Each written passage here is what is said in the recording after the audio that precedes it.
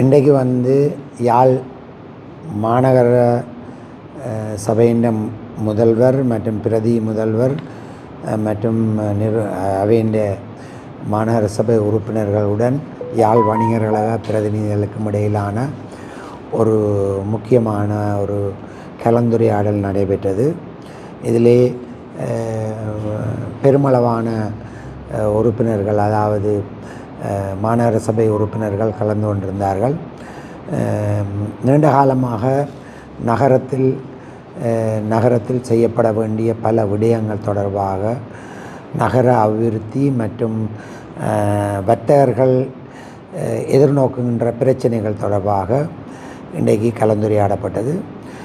அதிலே சுமார் 15 விடயங்கள் உள்ளடக்கிய ஒரு கோரிக்கை மனு ஒன்று நாங்கள் அவர்களிடம் கொடுத்திருக்கின்றோம். இன்னென்ன விடயங்களிலே நீங்கள் கவனம் எடுக்க வேண்டும். இது பெருந்தொகை நிதியாலேயோ அதாலேயோ செய்யப்பட வேண்டிய இது மாநகர சபையின் சரியான அட்மினிஸ்ட்ரேஷன் மூலம் நிறைவேற்றப்படுமாக இருந்தால் நகரத்தில் பாரிய அளவு பிரச்சனைகள் குறைவடையும்.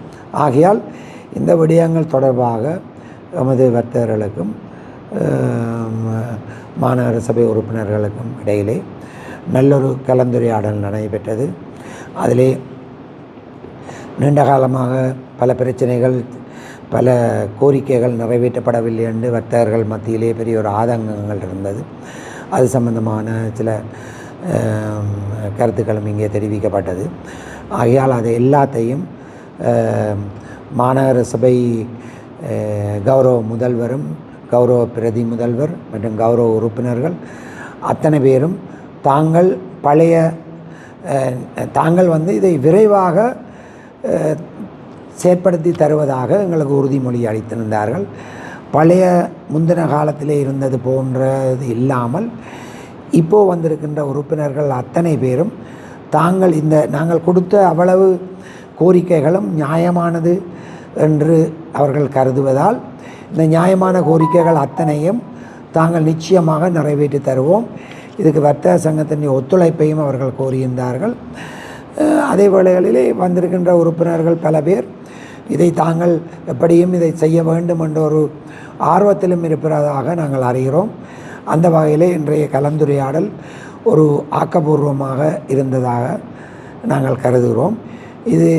இந்த செயற்பாடுகள் தொடர்பாக இன்னும் ஒரு 4 மாதங்களின் பின்பு நாங்கள் கூடி இந்த தீர்மானங்கள் அல்லது இந்த கோரிக்கைகள் தொடர்பாக என்ன நடவடிக்கைகள் எடுக்கப்பட்டது, மேலும் நடவடிக்கை எடுக்க வேண்டி இருந்தால் அது சம்பந்தமான நடவடிக்கைகளை எடுப்பது தொடர்பாக எல்லாம் விரிவாக கலந்துரையாடி இருக்கிறோம். ஆகையால் 4 மாதங்களுக்கு பின்பு திரும்பவும் சந்தித்து இந்த செயற்பாடுகள் தொடர்பாக ஆராய இருக்கிறோம். ஆனால் பெரும்பான்மையான உறுப்பினர்கள் இதை விரைவாக தாங்கள் செயற்படுத்தி தருவதாக சொல்லியிருந்தார்கள். இந்த 15 விடயங்களும் உண்மையின்படி டவுனுக்கு தேவையான ஒரு விடயங்கள்.